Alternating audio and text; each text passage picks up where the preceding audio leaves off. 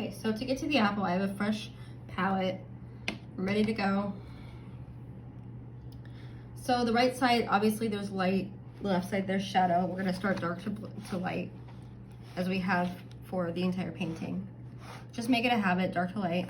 So I'm going to take my red, put it in the middle, and then I'm going to make my complementary color.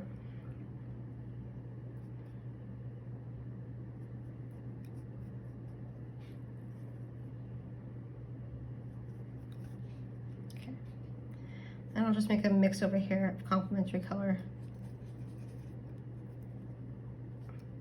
Okay. So this is like it's not like a dark red, but it's a neutralized red, which is what happens when you use complementary colors together. So I like that for my apple, my local color. And then for my dark part of my apple, I take my red again, and then I'm gonna dip my brush into a cool, which for this is purple. And go really full purple on that. Okay.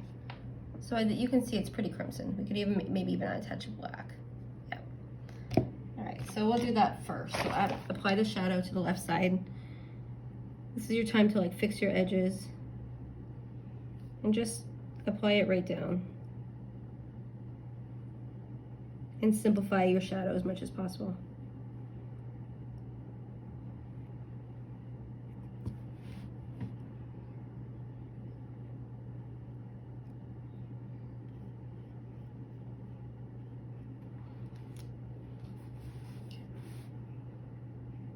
Wash your brush.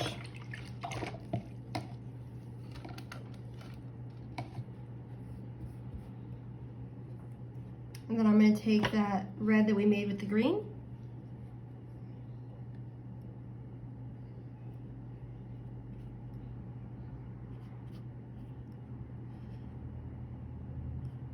I know that there's a reflection right there, and I will come back to it, but first I'm going to address some of the lay-in. Everybody wants to do the highlight first, but really you have to do the mid-tone. So this is my middle tone of my apple. And I can just bring it up all the way up to the top. You can see it already has a little bit of form just from 2 values and 2 temperatures, which is a cool and like a neutral. And then we're going to take the red and make more of a warm, not too orange. I'm gonna use a little bit of that neutral color.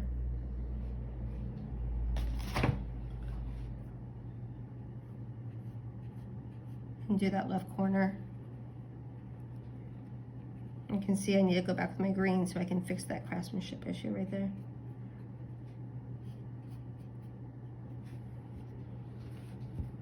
And so now I can play around with the 3 values. I think I'll push the value on the left, the temperature where it gets really cool. I'm gonna push it really dark. A lot of people are too afraid to push their the values and the temperature, but if you do push it, it ends up making more form.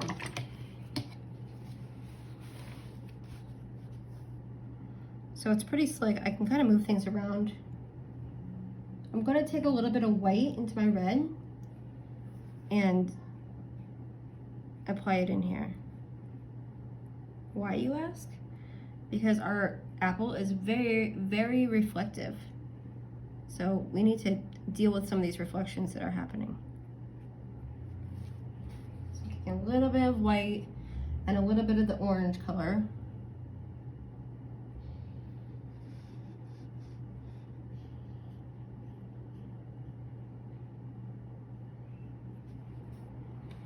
And then I'll take some of that red orange back again to the top.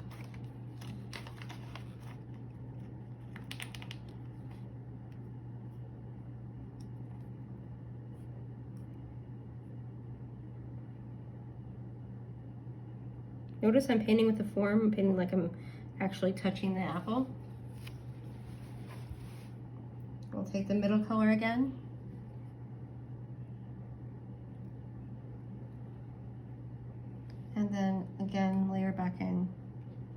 these shadows so I can have a nice blend.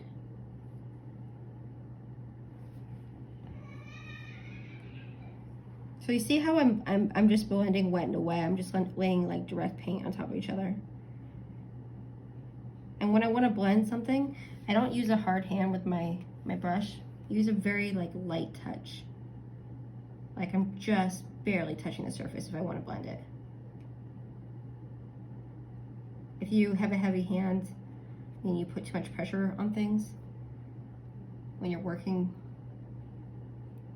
you have to kind of pull back. So, besides just doing a few like little reflections, like this right here, you know, which is just a little white.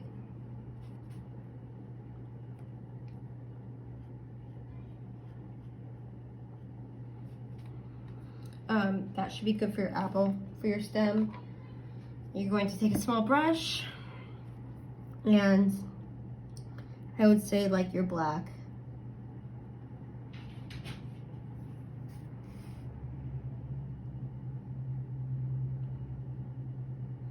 Left side is black, right side add a little, add some white to your black.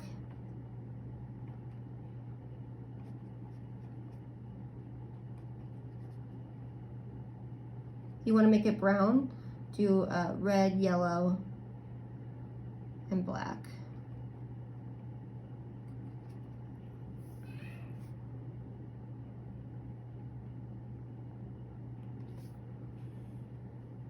And then there is a slight highlight on the top of this.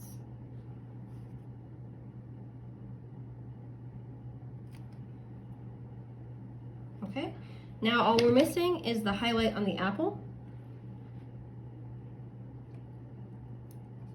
Try not to make it totally white, but maybe a little pink. And I like to blend in my highlights, so I just put the white down and then I take the color around it.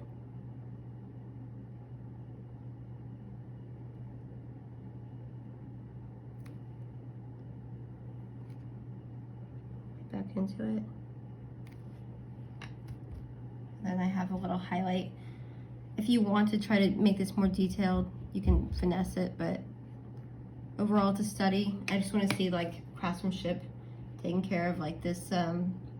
For me, I would have to go back into this area right here and make sure that that's dealt with in my edges. But you should get like a juicy looking apple.